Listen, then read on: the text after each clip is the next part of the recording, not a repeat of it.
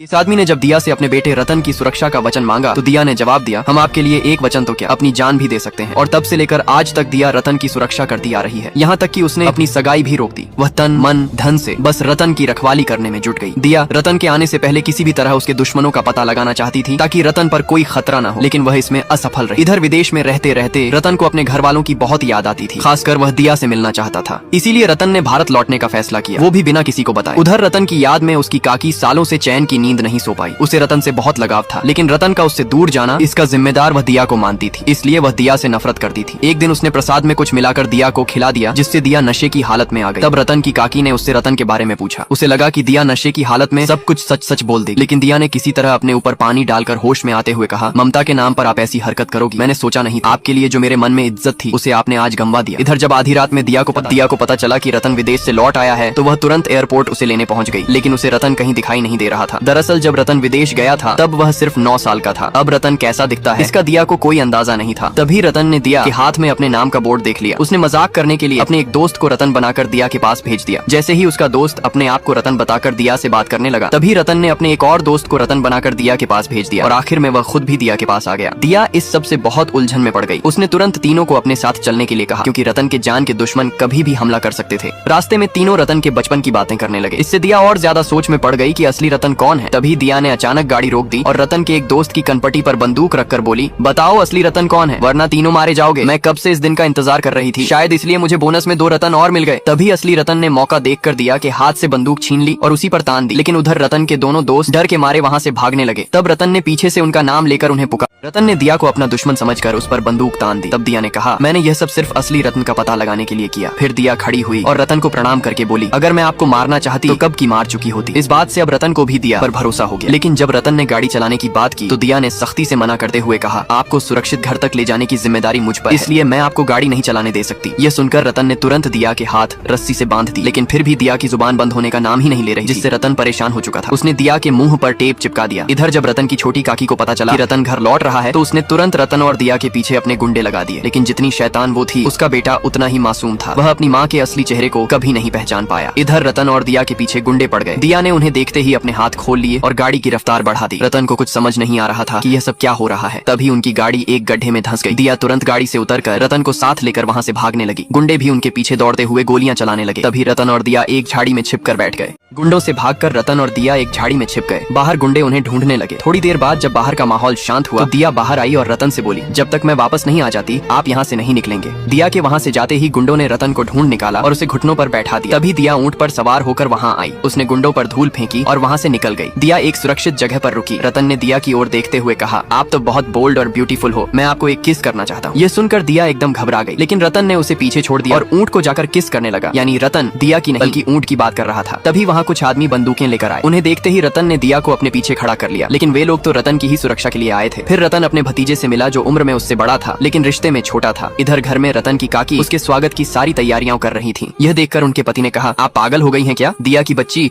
कभी भी रतन को यहाँ हम लोगों के बीच नहीं लाएगी। तभी दिया रतन को लेकर घर पहुँच गई। रतन को देखकर सभी हैरान रह गए। तब उसकी काकी पास आई और उसे गले लगा लिया। फिर उन्होंने रतन की सूखी मिर्चों से नजर उतारी।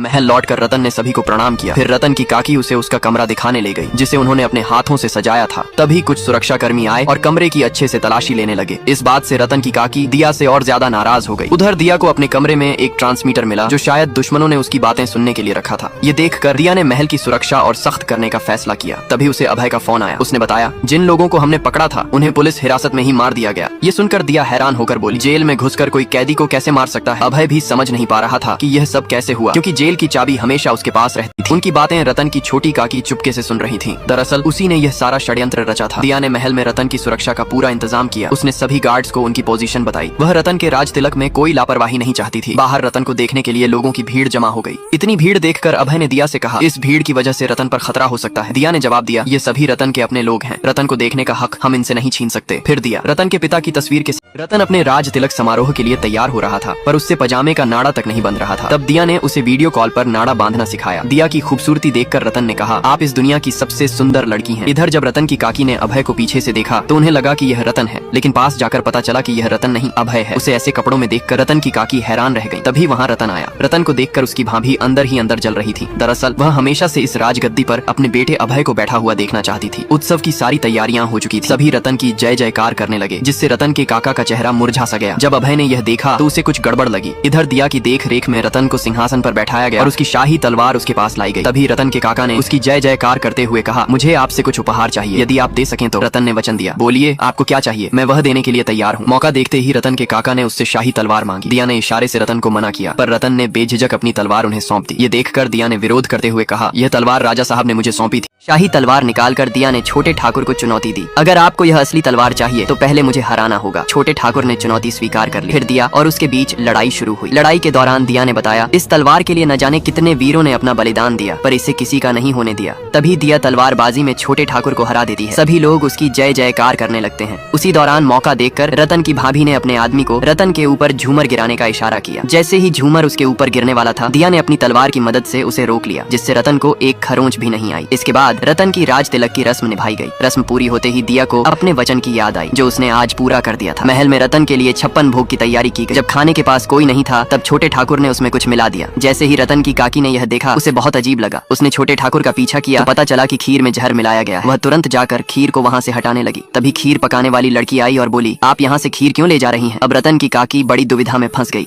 रतन जैसे ही जहर वाली खीर खाने वाला था, तभी दिया ने उसे रोकते हुए कहा, पहले मैं छकूंगी, उसके बाद आप खाएंगे। उसकी ऐसी बातें सुनकर घर के सभी लोग उस पर भड़क गए। सब बारी बारी उसे ताने मारने लगे। तब रतन अपने घर वालों के विरुद्ध होकर दिया के सपोर्ट में बोला, यह बिल्कुल सही कर रही है, क्योंकि जब से मैं आया हूँ न जाने मुझे मारने के लिए कितने हमले हो चुके हैं। ये आप में से ही कोई एक कर रहा है। मुझे अब किसी पर भरोसा नहीं रहा, इसलिए पहले दिया ये खाना चखेगी, फिर मैं खाऊंगा। रतन के मुंह से ऐसी बातें सुनकर उसकी काकी पास आकर बोली, अगर आपको हम पर शक है तो ठीक है, सबसे पहले मैं यह खाना खाऊंगी। यह खाना खाकर अगर मैं नहीं मरी तो आप खाएंगे ना। इसके बाद रतन की काकी ने सभी व्यंजन एक एक करके चखे। उसे जहर वाली खीर खाते देख छोटे ठाकुर की हालत खराब होने लगी। रतन की काकी खीर खाकर तुरंत बाहर गई और अपने नौकरों से बोली, मुझे अभी के अभी अस्पताल ले चलो। रात के समय रतन ने दिया को फोन करके महल के बाहर बुलाया। दरअसल रतन डिस्को जाना चाहता था, लेकिन उसके बॉडीगार्ड उसका पीछा नहीं छोड़ रहे थे। इसलिए रतन ने दिया को बुलाया ताकि वह बॉडीगार्ड को उसके पीछे जाने से मना करे, लेकिन दिया ने बॉडीगार्ड को मना करने के बजाय रतन को ही डिस्को जाने से सख्त मना कर दिया। इससे रतन गुस्सा। आधी रात को किसी ने दिया के कमरे का दरवाजा खटखटाया। दिया ने दरवाजा खोला तो देखा कि बाहर रतन खड़ा है। रतन अंदर आया और बोला, मुझे बहुत तेज भूख लगी है, कुछ खाने को बना दो। लेकिन मुश्किल यह थी कि दिया खाना बनाना भूल चुकी थी। फिर भी रतन को इतना भूखा देखकर दिया से रहा नहीं गया। उसने जैसे तैसे रतन के लिए खिचड़ी बनाई। रतन ने जब खिचड़ी छकी तो उसे स्वाद बहुत बुरा लगा। ये देखकर दिया को पुराने दिन याद आए जब वह खाना बनाती थी और उसके पिताजी उसकी तारीफ किया करते थे। रतन ने दिया को कुकिंग क्लास ज्वाइन करने की सलाह दी, क्योंकि वह केवल उसी के हाथ का खाना खाना चाहता था। अगले दिन दिया ने कुकिंग क्लास ज्वाइन की और सबसे पहले खिचड़ी बनाना सीखा। उधर रतन ने दिया से मिलने का बहाना बनाकर गार्ड को दरवाजे पर रोक लिया, लेकिन दिया से मिलने के बजाय वहाँ से चुपके से निकल गया। जब दिया ने गार्ड्स को रतन के बिना देखा तो उसने गार्ड्स से रतन के बारे में पूछा। गार्ड्स ने कहा, वह तो आपके साथ है ना। पूछताछ के दौरान दिया नजर दरवाजे पर लगे एक कागज पर पड़ी। उसमें रतन ने लिखा था, मैं अपना ख्याल खुद रख सकता हूँ, मैं कितना काबिल हूँ, आज सबको पता चल जाएगा। ये पढ़कर दिया घबरा गई। वह तुरंत अभय के साथ रतन को ढूंढने निकल पड़ी। इधर रतन एक चेक पोस्ट पर पहुंचा। वहाँ के लोगों ने बताया, इससे आगे हम लोगों की बात न मानते हुए रतन जंगल की ओर चल पड़ा। गुंडे भी अपने आप को रतन का बॉडीगार्ड बताकर उसके पीछे लग गए। इधर दिया रतन को ढूंढते ढूंढते चेक पोस्ट पर पहुंची। वहाँ के लोगों ने बताया, आगे खतरा है। यह सुनकर दिया तुरंत उसी दिशा में निकल पड़ी। कुछ दूर जाने के बाद रतन को चीते की दहाड़ सुनाई दी। वह गाड़ी से उतरा और आवाज की ओर बढ़ने लगा। उसे खत्म करने के इरादे से गुंडे भी उसके पीछे जंगल में घुस गए। उधर दिया और अभय को रतन की गाड़ी दिखी। दोनों उसके आसपास रतन को खोजने लगे। रतन झाड़ियों के बीच छिपकर चीते को देखने की कोशिश कर रहा था। तभी एक गुंडे की नजर उस पर पड़ गई। उसने अपनी बंदूक से रतन पर निशाना साधा। उस मौके पर दिया वहाँ पहुँच गई